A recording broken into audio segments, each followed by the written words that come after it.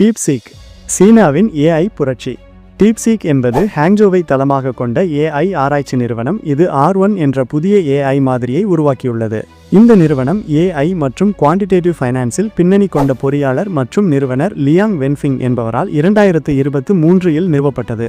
டீப்சீக்கை நிறுவுவதற்கு முன் லியாங் ஒரு ஹெட்ஜ் ஃபண்டிற்கு தலைமை தாங்கினார், இது நிதித் தரவுகளை பகுப்பாய்வு செய்ய ஏஐ பயன்படுத்துவதற்காக அறியப்பட்டது. டீப்சீக்கில் லியாங்கின் குழுவில் பெரும்பாலும் சிங்குவா மற்றும் பெக்கிங் பல்கலைக்கழகம் போன்ற சிறந்த சீன பல்கலைக்கழகங்களின் புதிய பட்டதாரிகள் உள்ளனர். நிறுவனம் இப்போது ஏஐ மாதிரிகளை உருவாக்கியுள்ளது. அவை திறந்த மூல மற்றும் உலகம் முழுவதும் உள்ள டெவலப்பர்களுக்கு அவர்களின் தொழில்நுட்பத்தை மேம்படுத்த உதவுகின்றன. இது திறந்த மூல டீப்சீக் V3 மாதிரியை அடிப்படையாக கொண்டது. இதன் ஆராய்ச்சியாளர்கள் இதை $6 மில்லியன் குறைவான செலவில் உருவாக்கியதாக கூறுகின்றனர். போட்டியாளர்கள் செலவழித்த பில்லியன்களை விட மிக குறைவு.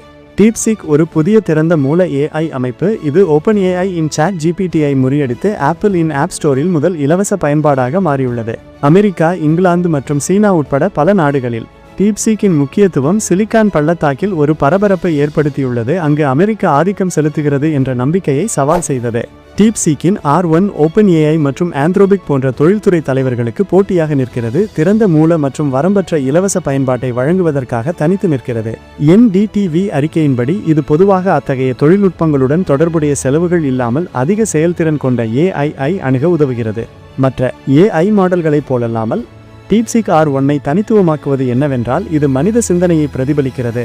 இது ஒரு தூண்டுதலுக்கு பதிலளிப்பதற்கு முன் அதன் தர்க்கத்தையும் வழங்குகிறது. அதன் செயல்திறன் OpenAI-இன் சமீபத்திய தொழில்நுட்பத்திற்கு சமமாக இருப்பதாக நிறுவனம் கூறுகிறது. டீப்சீக்கின் ஏஐ மாதிரிகள் OpenAI மற்றும் மெட்டாயின் முக்கிய தயாரிப்புகளை விட குறைவான செலவில் உருவாக்கப்பட்டன. இது பாரிய முதலீடுகளின் முக்கியத்துவம் பற்றிய கேள்விகளை எழுப்பியது. டீப்சீக் பரபரப்பை ஏற்படுத்துவதற்கான முக்கிய காரணங்களில் ஒன்று பயனர்களுக்கு அதன் செலவு. இது இலவசம். ஒரு வகையில் இது பயனர்களுக்கு இலவசமாக கிடைக்கும் முதல் மற்றும் மிகவும் வளர்ந்த ஏஐ அமைப்பு. OpenAI மற்றும் Claude Sonnet போன்ற பிற அமைப்புகளுக்கு கட்டண சந்தா தேவைப்படுகிறது. கூகுள் ஜெமினி கூட இலவசமாக கிடைக்கிறது, ஆனால் இது இலவச பதிப்புகளுக்கு பழைய மாடல்களுக்கு மட்டுப்படுத்தப்பட்டுள்ளது மற்றும் பயன்பாட்டு வரம்புகளை கொண்டுள்ளது.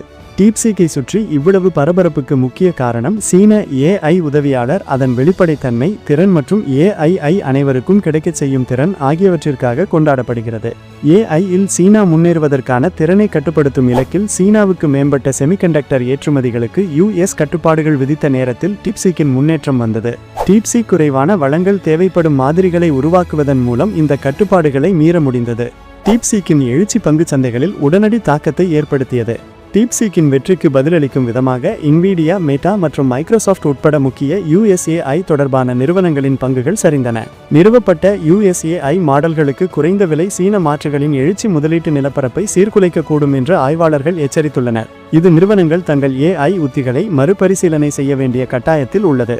டீப்சீக் திங்கட்கிழமை சந்தைகளில், குறிப்பாக தொழில்நுட்பத் துறையில் அதிர்ச்சி அலைகளை அனுப்பியது.